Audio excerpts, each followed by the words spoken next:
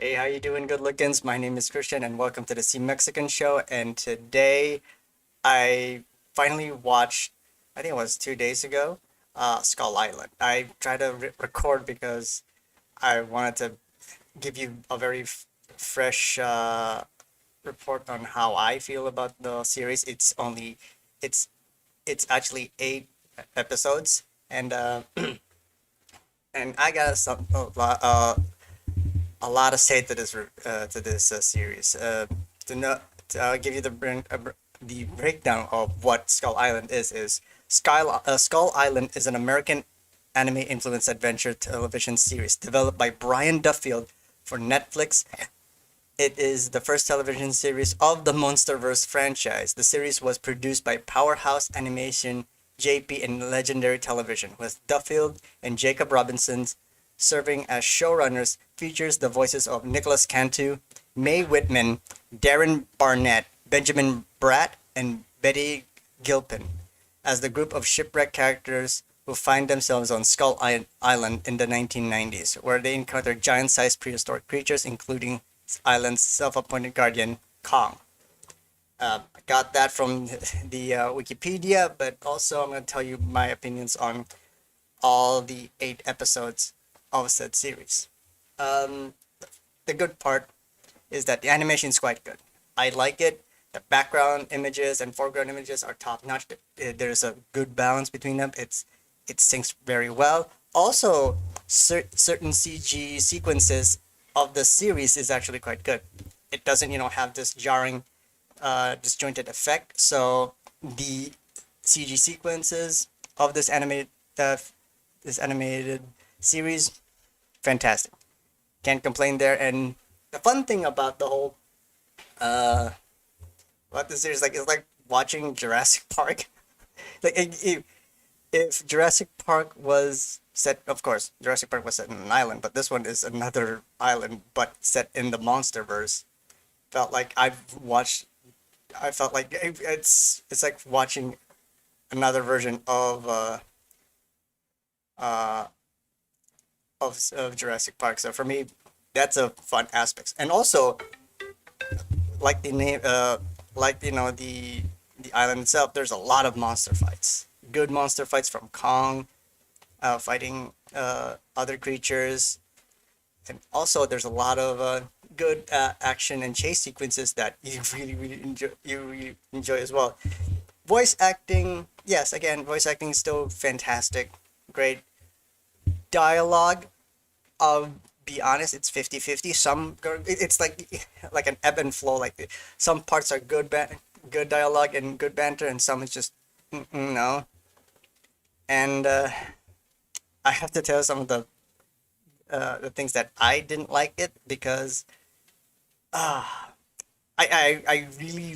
really wanted to like this series, but in a short amount of episodes, it tries to condense. But there's so many glaring issues that I have to tell that back to the dialogue is that s- certain dialogue and banting feels like it, it's like that dated Borderlands talk. I put right here in my fucking notes is that it has millennial type of writing, like for me, I'm getting tired of that type of speech, and that type of speech patterns, and type of, like, getting sarcastic dialogue, getting over sarcastic dialogue where there's no need to put it. For me, I didn't like anything. I didn't like that as well.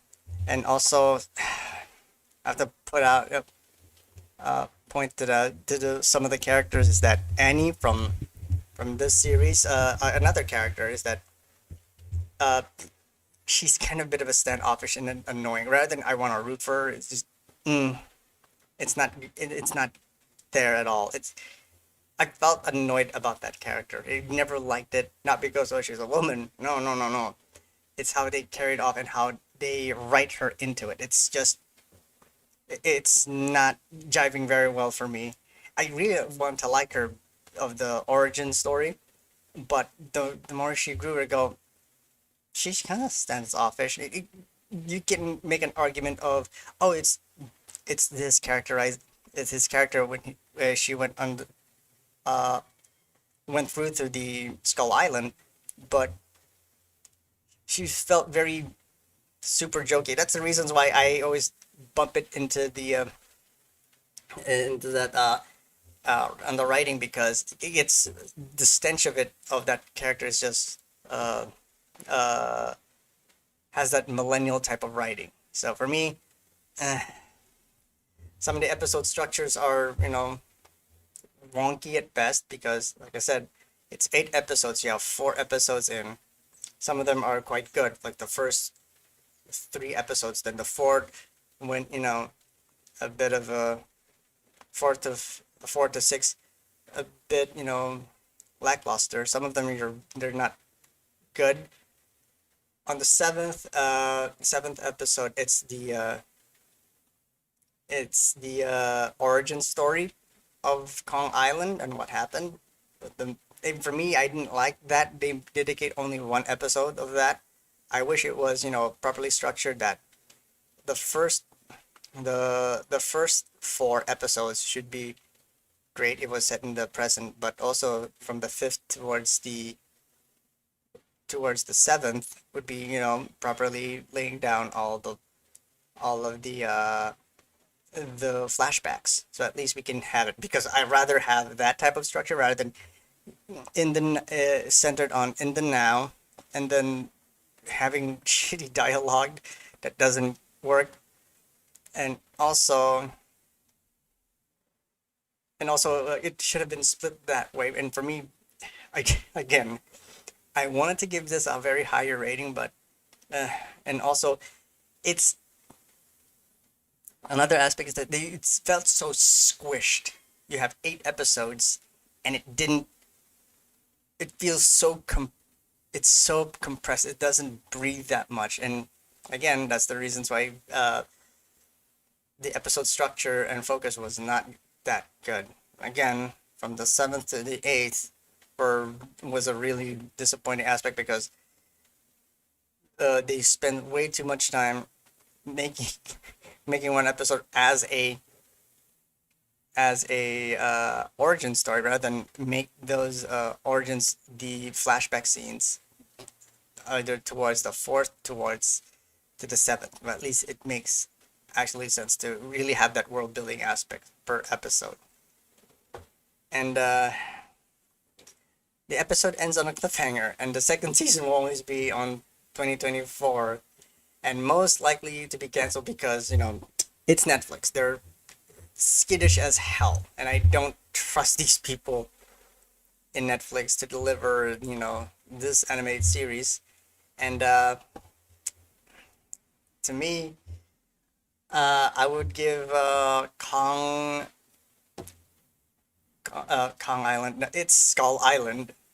Uh, a very low matinee. It's an interesting watch, but not, bump it up to the high matinee or high matinee or a must watch.